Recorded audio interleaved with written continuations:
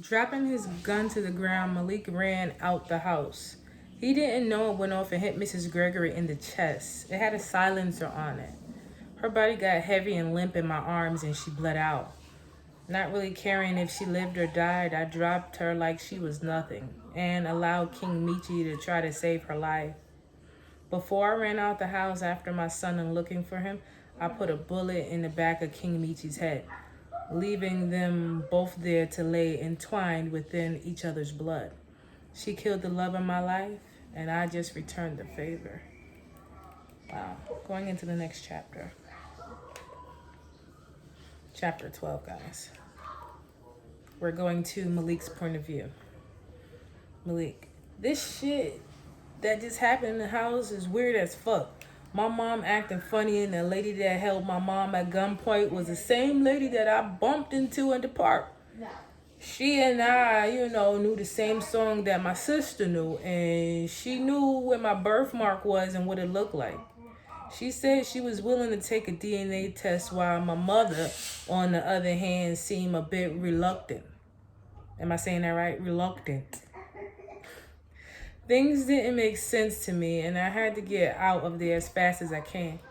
I dropped my gun and ran out the house. I ran around the corner into the barber shop and I called Lene. Lene picked me up and drove me to the hospital where Mah'Lissa was. I told my sister everything that just happened and how our mom might not be our real mother. Whoo! She and Lene, they listened to me, about the story that I told, but they thought I was bugging out. Mah'Lissa kind of gotten upset with me because she thought the things I was saying weren't true.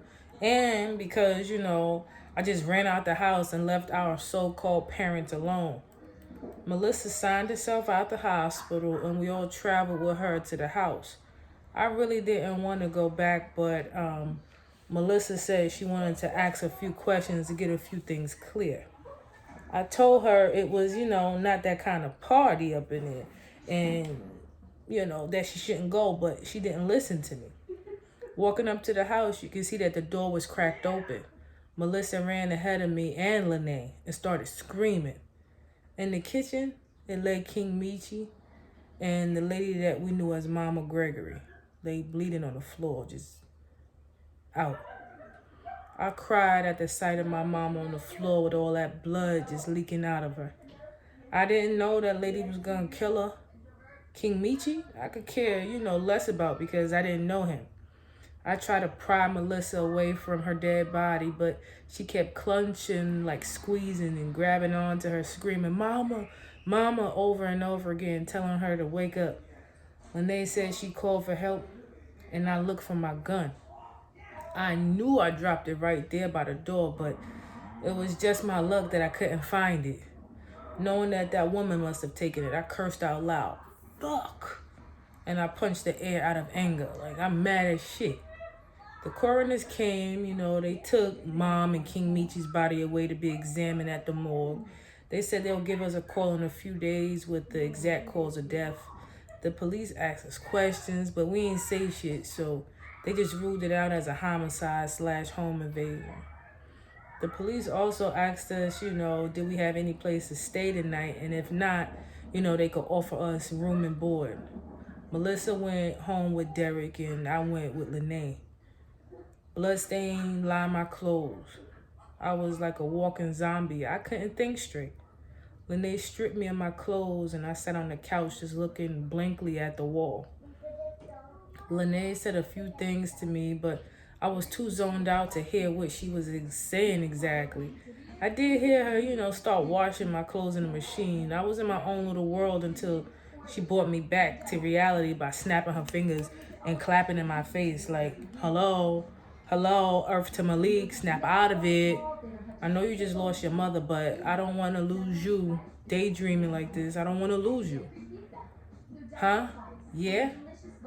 Yeah, I'm just thinking. This shit just crazy, man. You ain't gonna lose me. Okay, just making sure. Nah, sweetheart. I'm all yours. Oh, really, Malik? Yeah, like, why? Why? Because I don't think so. I found the number in your pocket from a girl, It says, call me Medina. Lene said, you know, she throwing me a piece of paper in my face. She mad now. That's crazy. I looked at the number wondering where it came from because I don't know anybody by the name of Medina until I remember the lady said to King Michi that her name was Medina and that, you know, she was coming back for what's hers. Lene, yo, Lene, this that bitch number. This that woman that killed my mother. This claiming to be my real mother. That's her number. She must have slipped it in her pocket some kind of way. Lene snatched the number out my hand as if she didn't believe me and told me to take a hot shower. I had too much on my mind to even think straight, let alone argue. So I left out the living room and got in the shower. Point of view from Lene. At first, I thought Malik had, you know, a girl's number in his pocket until he said it belonged to, you know, some woman who was claiming to be his real mother. I called Mah'Lissa and Derek to make sure they were okay, and then I called this Medina person. She called the Medina person. Guys, I'm going to stop right here. We're going to make another video. But she called Medina, right? What you think is going to happen when she calls Medina? Huh?